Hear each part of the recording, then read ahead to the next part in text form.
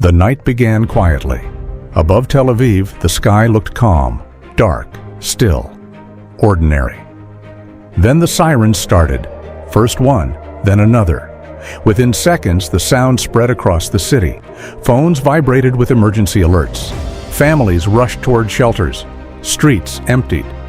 Far above the Mediterranean sky, radar systems had already detected something moving fast. Very fast. Objects crossing the region at extreme speed. Ballistic missiles. Israel's air defense network immediately activated. Iron Dome batteries locked onto incoming targets. David's sling prepared interceptors.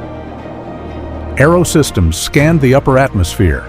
Moments later, the night sky exploded with flashes of light. Interceptors racing upward.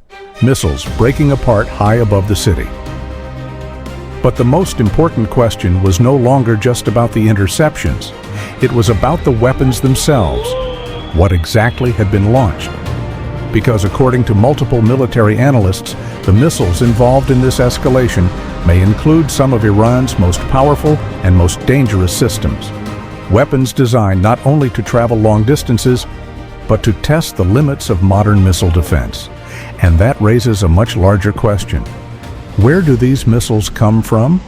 Because far from the skies over Tel Aviv, deep beneath the mountains of Iran, there are places few people ever see. Places often described by analysts as missile cities, hidden networks, buried deep underground, and potentially holding one of the largest missile arsenals in the Middle East. But before we go there, we first need to understand the weapons that made this night possible. The missiles themselves.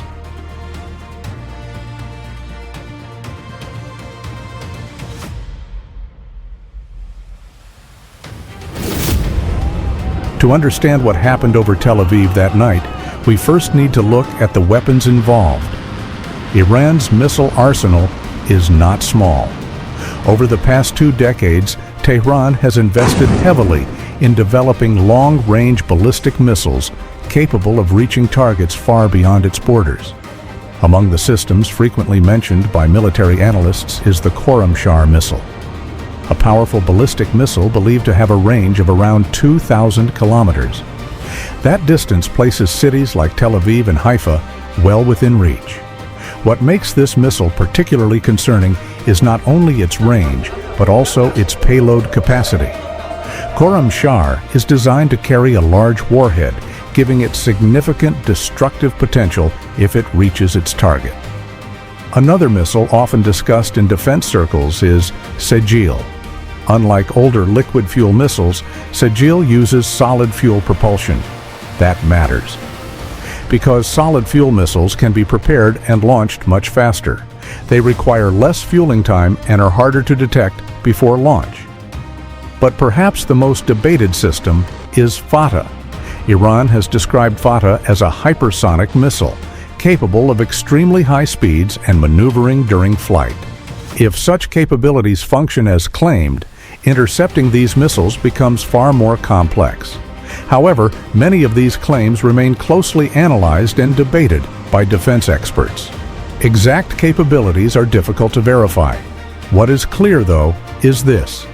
Iran has built one of the largest missile arsenals in the Middle East, and missiles like these are not only weapons, they are also strategic signals. Signals meant to show reach, signals meant to create deterrence, and signals meant to remind adversaries that even cities far away can still fall within range. But this raises an even deeper question. If Iran possesses such a large missile arsenal, where are these weapons actually stored? Because many analysts believe the answer does not lie on the surface. It lies deep beneath the mountains of Iran.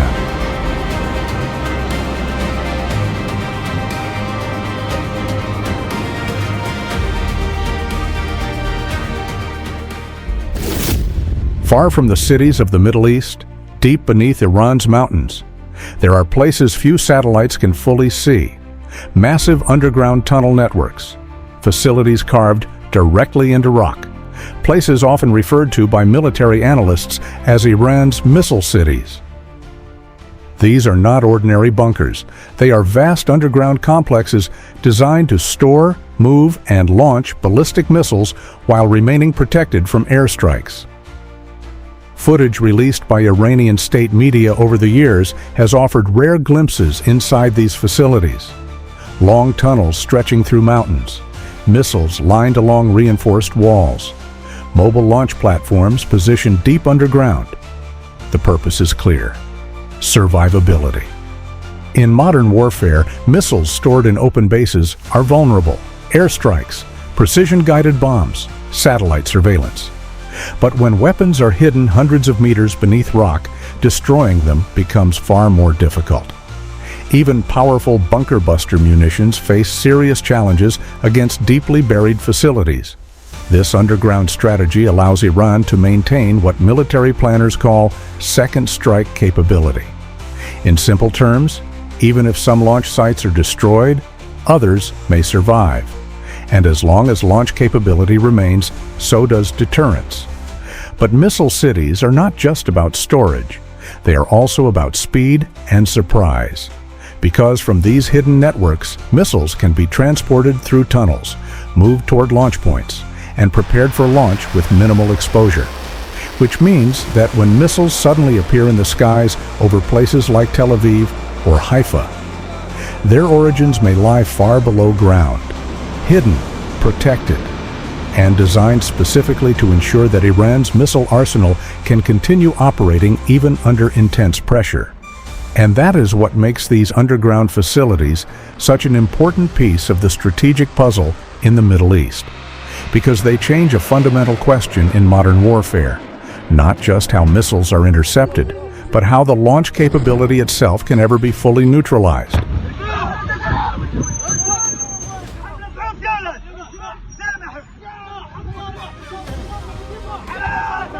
While missiles dominate headlines and military analysts debate strategy, the effects of this conflict reach far beyond radar screens and underground bunkers. They reach everyday life. In cities like Tel Aviv and Haifa, the sound of sirens has become a constant reminder of how quickly normal life can change. When an alert sounds, people have seconds to react. Families leave dinner tables. Children are rushed into safe rooms. Public spaces empty almost instantly. For many civilians, the experience is not defined by military strategy. It is defined by uncertainty. Work schedules change. Schools sometimes close temporarily. Public gatherings become more cautious. Even when interceptions succeed high above the city, fragments of missiles can still fall back to the ground, which means the threat never feels completely distant. This is one of the realities of modern missile warfare. Even when defense systems perform effectively, the psychological pressure on civilian populations remains very real. And in a conflict where both sides possess significant military capabilities, the question quickly expands beyond a single exchange of strikes. It becomes a question about escalation. Conflicts between states rarely exist in isolation, especially in a region as complex as the Middle East. Iran and Israel are not only regional rivals, they are also connected to broader networks of alliances and strategic partnerships. Iran maintains relationships with groups and partners across several parts of the region. Israel maintains strong strategic ties with the United States and Western allies. Because of this, every escalation is closely watched by governments far beyond the Middle East. The concern is not only about missile exchanges, it is about whether the conflict could expand geographically. Could other actors become directly involved? Could additional fronts open in the region? These are the kinds of questions analysts begin asking when tensions rise to this level. However, history also shows that many confrontations remain limited despite intense moments of escalation. Both sides often calculate carefully, because a full-scale regional war would carry enormous risks for everyone involved.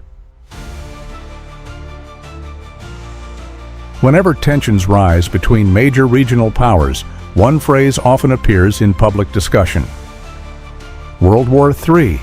It is a powerful phrase. But in reality, global conflicts do not emerge overnight. They usually require the direct involvement of multiple major powers across different regions. At this stage, most international actors are focused on preventing escalation rather than encouraging it. Diplomatic channels remain active. Military forces in the region maintain heightened awareness. And governments around the world monitor developments closely. That does not mean the risks are insignificant. Escalations can occur through miscalculations, unexpected incidents, or decisions made under pressure. But it also means that many mechanisms exist to prevent conflicts from expanding beyond control. For now, what we are witnessing is a tense and evolving confrontation between two powerful regional actors. A confrontation shaped by technology, strategy, and geopolitics. From missile strikes in the sky above Tel Aviv, to hidden missile cities buried beneath Iran's mountains, to the daily lives of civilians trying to adapt to an uncertain security environment. And the next phase of this conflict will depend not only on weapons or defenses, but on the decisions made in the days and weeks ahead. What we are witnessing is not just another missile exchange. It is a reminder of how modern conflicts are changing, from missile strikes reaching cities like Tel Aviv and Haifa, to hidden missile cities buried beneath Iran's mountains. Technology, strategy, and deterrence are shaping a new phase of regional tension. For now, the confrontation remains limited, but the situation can evolve quickly. The real question is no longer just about missiles. It is about how far this conflict could escalate. Do you think tensions between Iran and Israel will calm down? Or could this crisis grow into a much larger regional conflict? Share your thoughts in the comments below. And stay with TRX Update as we continue analyzing the developments shaping today's global security landscape.